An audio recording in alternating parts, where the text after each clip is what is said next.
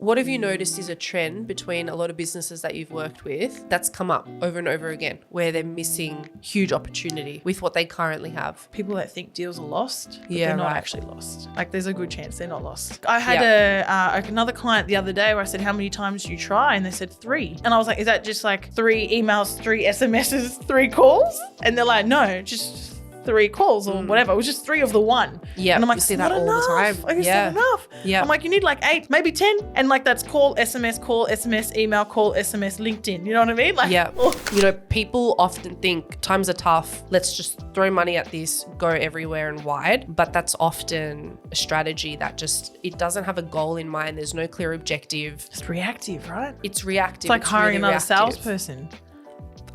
Don't get me started on that. Welcome to Marketing Mentors, brought to you by Red Pandas Digital. I'm Tasha, joined by Linda. You got into it. How good's that? Yes, we are Tasha and Linda from Red Pandas doing the Marketing Mentors podcast. How exciting. And today's a pretty exciting topic, I feel. Agree. Yeah. But before we get into it, and Linda, it's so lovely to have you back here. Oh, thanks. Missed you 2 weeks ago. I heard you and Moby had a bit of fun. I had a lot of fun. Not sure about Moby. I feel like he was just like forced into having the fun. But yeah, we talked about culture. We talked about our new values, Grow Epic, and like how we came to that. So that was, it was good fun to talk about that with him. And this week we're talking about something a little bit more, I guess you could say like timely.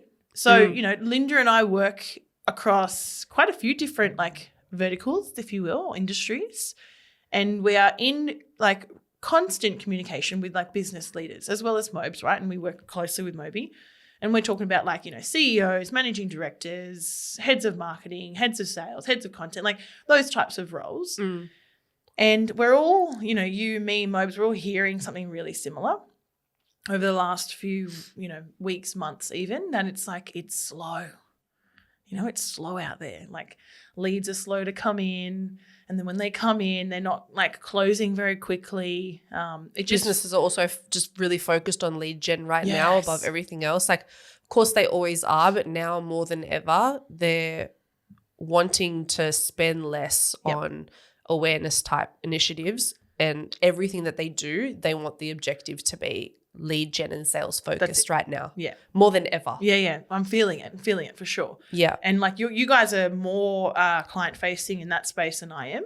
But because we're seeing that like trend with our clients, like I said, we work across many different industries. So it's not just like just in, you know, healthcare or just in education. It's everywhere. B2B, B2C, B2H, B2B to B2C, whatever you want to call it, right? It's all over the place. And we're definitely feeling that. And because we're in client services and, you know, we are a service, we're one of those quote unquote, if you will, expendable service. So when clients are feeling the pinch, they come to us, not to say, oh, we've got to get rid of you, but they come to us to say, we need to solve this problem now because this is one of those services that we can cut down on. Yeah. Right. So we're like at this point where we're not like, we're never going to grovel for business, but we need to make sure that we keep bringing that value and keep bringing the strategy. Yeah, and it would be a lie to say that we're not feeling that pressure. Yeah. You know, being open on this podcast is important to us. And of course, like we're feeling the pressure from businesses, and rightfully so, because we know what the market is doing right now. We know how everyone's feeling. So we're adapting with that. Yep. And I think today's purpose really is to maybe give you guys some oversight as to the types of conversations that we're having with business leaders, and also some of the cool things that we've been working on that have been able to help them pivot towards strategies more focused on lead generation and sales and, you know, revenue. Yeah. And what do we do with what we have already, right? Which is I think that's a big piece of what we're talking about today. In preparation for this, we've got 3 key things we want to share.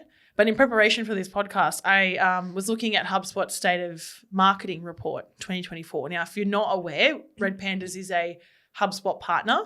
I look after the HubSpot division here, so that's why I'm pretty close to this particular report. First time I read it though, and it's funny because one of the stats, oh man, who knows where it's gone in this long report of mine. I should have written it down prior, but nonetheless, one of the stats was something like, what's one of the top, you know, tactics that marketers feel like they should be implementing in their strategies in 2024, right? And like, surprise, surprise, surprise, it's AI. Yeah. You know what I mean? Like we were talking about that. We knew that was going to be the case. But whilst doing that, I was reflecting on our podcasting, and I don't know, and I was saying to you, Linda, like when we first started recording almost, if not close to 3 years ago now, Wow, it was video. No, I know. Damn. Yeah, it's been a while. If you watch the podcast, you can see how Linda has not changed or aged in terms of your visuals. Sorry, personality, you have grown so much, of course. I don't know. I ruined that. I ruined it. I feel like I look back at the beginning and I'm like, fuck, we look young. What's happened to us? I feel like I looked young and now I'm like clearly 30. Same. No, I feel like you've just like maintained this like, oh, thanks, Sasha. really like good looking. Anyway, whatever. That's what we're here for. Anyway, moving right along. So when we first started recording, one of those things, and it's funny because saying it now, it's almost like, yeah, video. Yeah. Video. If you're not using video, then blah, blah, blah, blah. Like, and now it's like, it's a non-negotiable for our clients that come through. It's not even a recommendation or this cool new thing we're recommending. No, it's like, it's just part of the content. Yeah. Video is just the thing you do. And it's actually really nice to see clients realizing that at this point in time, because we work with a lot of people that aren't actually marketing professionals, but they're in some sort of leadership position. So we are consulting with them. And, an example I have in my mind is, we have this client, their website has testimonials on it, but it's all written testimonials. And we know at this point in time, like no one gives a shit about a written testimonial that's branded on your website, like using your branding. It's like a Google widget is more effective on your website, even though it's not branded the way that you like. It's more effective it's more because it actually, building. exactly right. Yeah. But I've got clients now saying like, we need to update our testimonials to video. And they're people that are not in marketing, but they're realizing these things. And I'm like, yes, just you took 3 years. Do you know what I mean? Yeah. That's all. Yeah. But it's, interestingly enough, it's over a year ago that, I came back from Chicago and we went to that AI half-day conference thing, Mobes and I. And when I came back, we spoke about it. So this is well and truly happening now. And it's still so interesting to see. Like I was on a call earlier this afternoon. And it was just data. We were just working on data to get it ready to go into HubSpot. And I was like, we should have I said, client, next time put this through GPT, right? Yeah. Because we know we can upload spreadsheets, prompt it, tell it what to clean do. the data, you're saying? Clean the data. Yep. Associate it properly. Like if you work in any type of CRM or anything with data, right, you can spend hours preparing data for a system. And I know from experience.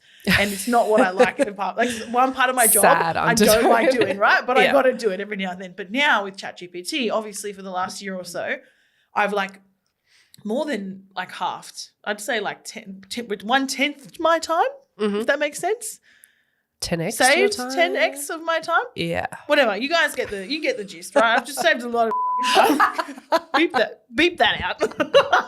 I've just saved saved a lot of time with this data thing. And I had a client when I recommended that to them, they're like, oh, it's just too hard. What, using ChatGPT to clean it? Yeah. So they want to go They were happy to spend 7 hours on a spreadsheet to prepare it for an import that they could have probably done in like half an hour. Yeah. In ChatGPT. Do you know what I mean? Yeah. So this is at a decent sized company that it shows you how delayed Australians are with picking this stuff up. Yep. Because I was learning about it a year ago and this was not new in the States a year ago. This was like, it was trending, right? For us, it's still not new. So it can't even be trending. And like we're using it in our day to day. So when it comes to like what's the next thing with marketing, 100% it's AI. We know this. Yeah. And then like we've talked in other episodes about like how to use it and where to use it, blah, blah, blah. But that's not what we're here for today. We tangented so hard just then. Today we're talking about 3 tactics, going back to what we're hearing a lot, leads drying up, taking longer to make decisions, our lead generation focus. So what we're saying, what we're doing for our clients, what we're recommending. Yeah. I'll start and then you can jump in when you want. Obviously, like I mentioned, I'm a CRM expert, if you will. HubSpot's my tool of choice. And when my clients come to me with these types of questions and problems, we're just going back to basics. Yep. When it comes to your HubSpot or your CRM optimizations. So what does that even sound like? It's customer journey mapping. And just a little plug, Friday, 16th of August, I'm running a customer journey map webinar. So I will put the link in the show notes of this episode. Register for that. I'm going to give away literally all of my secrets about how you build a customer journey map. And guys, we sell these workshops for up to 5K for me to run people through these programs. So they're very, very valuable. But yeah, revisiting customer journey maps, your personas, who you're talking to, the problems you're solving, and like what are the pain points that they have, because that's what's going to build that customer journey map. Yeah. And keeping it simple. Yeah. Like I've seen a lot of my clients in the last 3 months just reduce it, make it simple. So why are you focusing on that T with them? A few reasons. There's obviously holes somewhere. So they want lead generation. Maybe they are getting leads. Often they're getting leads, but the leads are like just slipping through cracks. And they're slipping through cracks that are very, very like avoidable just with the right system or the right workflow in HubSpot, if we're talking about HubSpot, right? Yeah. So that's one of them. And then the other thing is we've got untouched databases. We've got databases of thousands of emails that they're not doing anything with.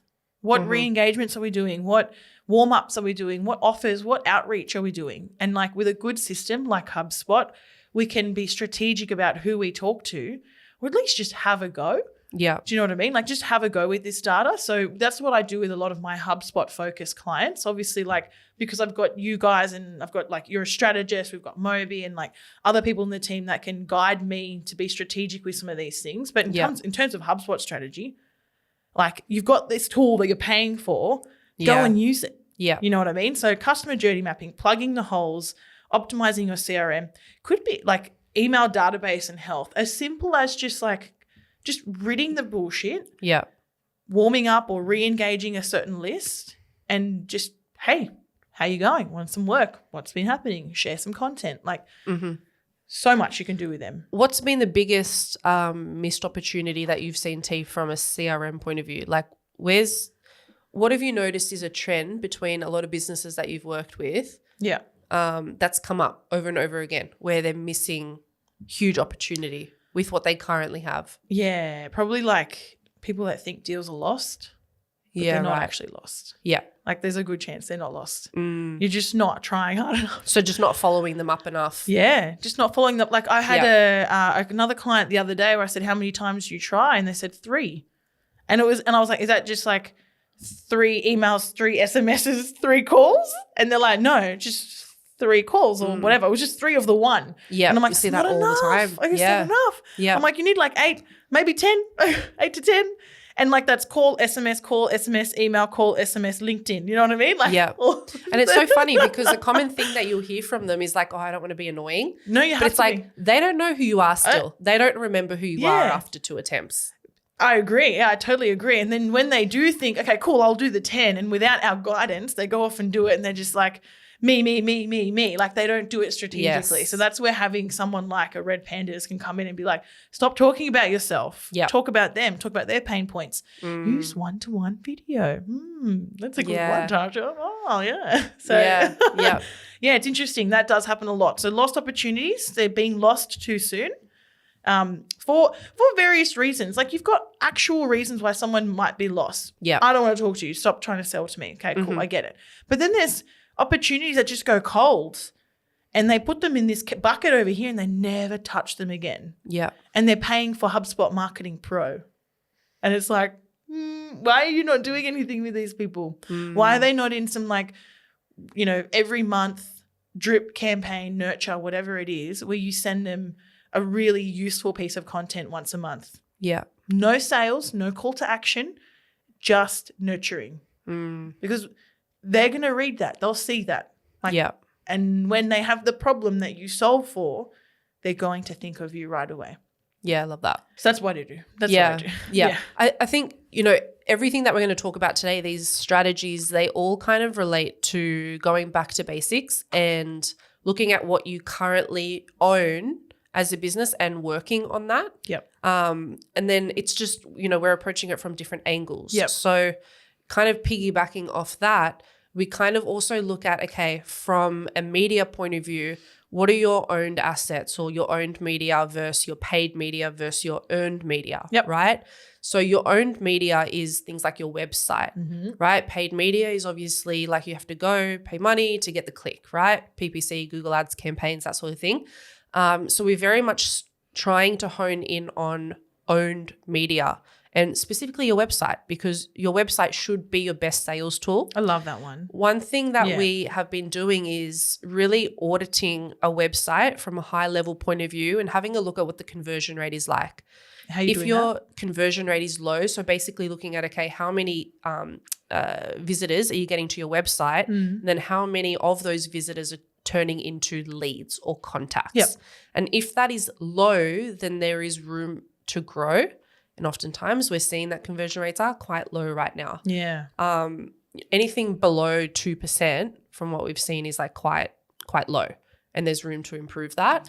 That's crazy. Yeah. Yeah. It's crazy to think there's conversion rates on websites less than 2%. I know, right? Yeah. It's Scary. crazy. Yeah. Yeah. So like ways that you can do that. Well, number one is from a content point of view, making sure that first you're showing up in search engines. So ranking for particular keywords. And then once you get them there, having a look at things like, how many types of call to actions do I have What are you on the offering website? them? Yeah. Where can they convert on something? Is there direct call to actions, which is like, fill out a form, call us, like the one where it's like the hard The transactional, sell. yeah. Yep. And then do you have softer call to actions for people that aren't quite ready to reach out to you, but are ready to engage with you? People don't think about this, Linda. I'm They telling you don't. now. And Yeah. we're so close to it, right? We know this. Yeah. But like as consumers, when you go to a website, anyone's website, if you're in buying state, you want to go to contact, make an appointment, buy now, whatever, that part, you're in that state. But if you're not in that position, which often when you're just browsing, you're just flicking around, you're not.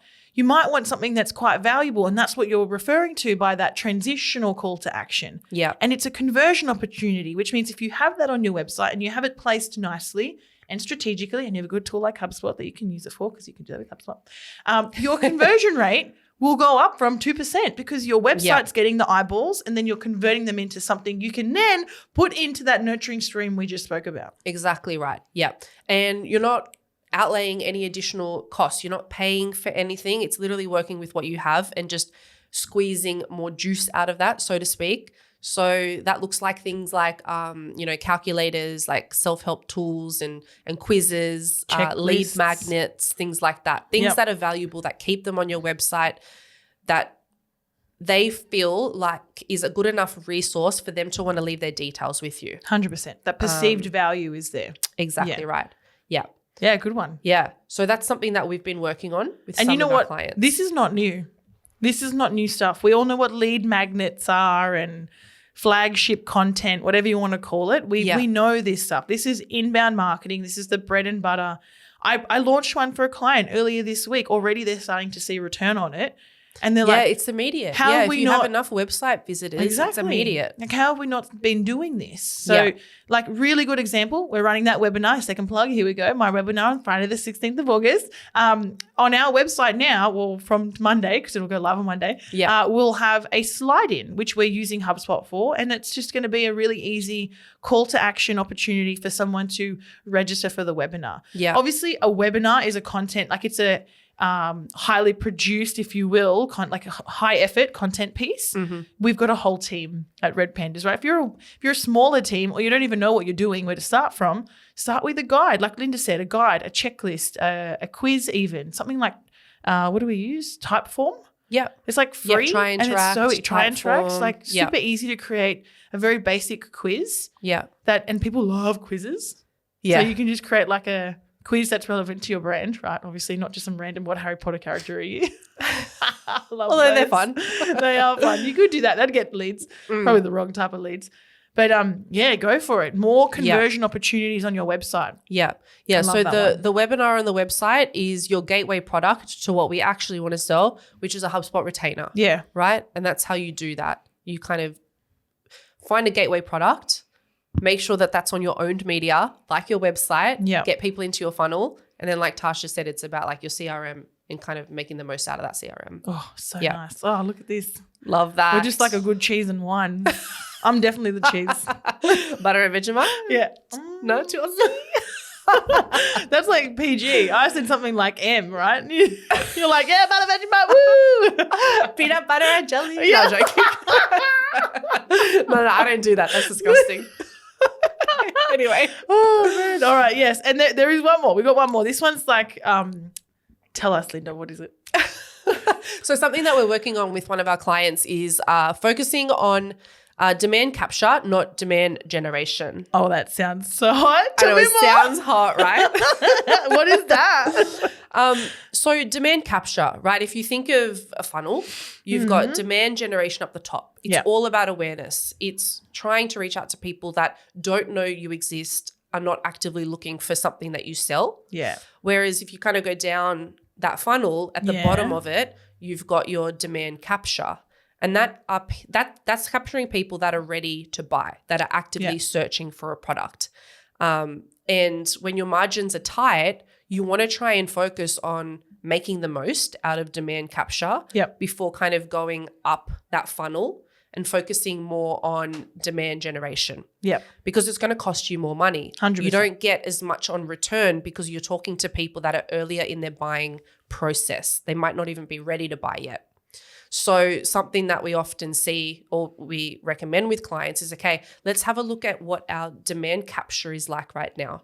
So look at our branded Google ads, our non-branded Google ads, remarketing, looking at, SEO, things where there are active buyers, and let's make sure we're making the most out of that, getting the most out of that because our margins will be better before we go higher up the funnel. Yeah. And what that looks like is an audit. Like let's actively audit what we're doing from a demand capture point of view. And let's focus on that. Let's make that, the 80-20 rule. Let's focus on that first, get that really tight. And once we're really happy with that and we're getting as much out of that as we can from a lead point of view, okay, let's broaden the net and start to go higher up the funnel again. Yeah, wow. That's some nuggets of information, gold nuggets of information there. Thank you, Linda. Yeah, I think it's, people often think times are tough. Let's just throw money at this, go everywhere and wide. Yeah. But that's often a strategy that it doesn't have a goal in mind. There's no clear objective. It's reactive, right? It's reactive. It's like hiring another salesperson. Don't get me started on that. Don't hire another salesperson. Just audit your shit, create some better content, right? Yeah. Just do better with what you currently have. There's a time and need for salespeople. Sorry, I'm not shitting on salespeople. Like I like a little bit of sales myself.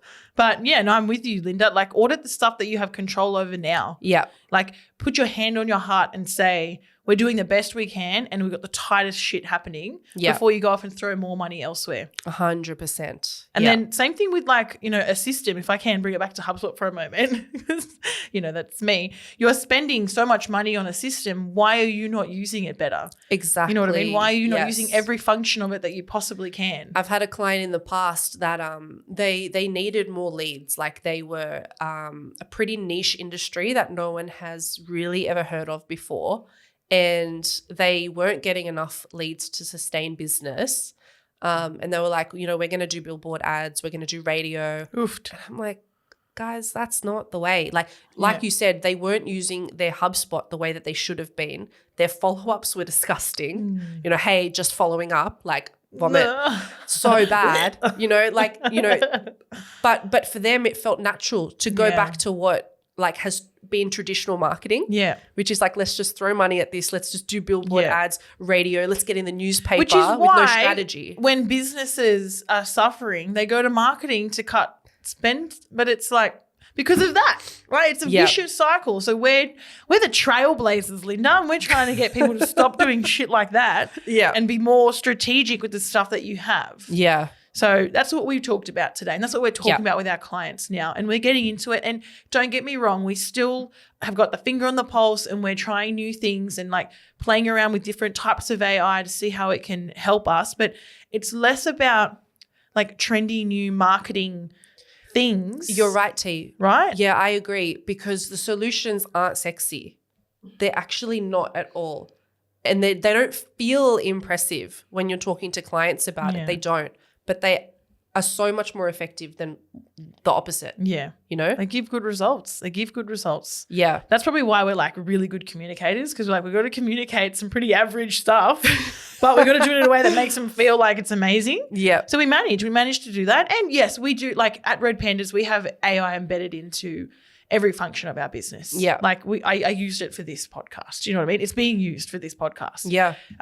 So we're practicing what we preach, and then we're slowly but surely bringing it to our clients because we've got the confidence, but also we know the adoption's a bit slower for them. Yeah. So it's like, a mix of like bulletproof strategy that we know is going to work, like what Linda's been talking about, keeping it basic, keeping it simple, doing that stuff right. Mm-hmm. And then we're just sprinkling some like sexy new tools along the way without overdoing it or like scaring anyone away. Yeah. But yeah, it's exciting. Yeah, nice. That was fun, T. Yeah, it was a bit more marketing than marketing mentor, but that's okay. I think, whoever's listening, whatever you are in your role, I'm sure you could have learnt something then or there. And yeah, until next time, Linda, it's been a pleasure. Beautiful. Nice one, T.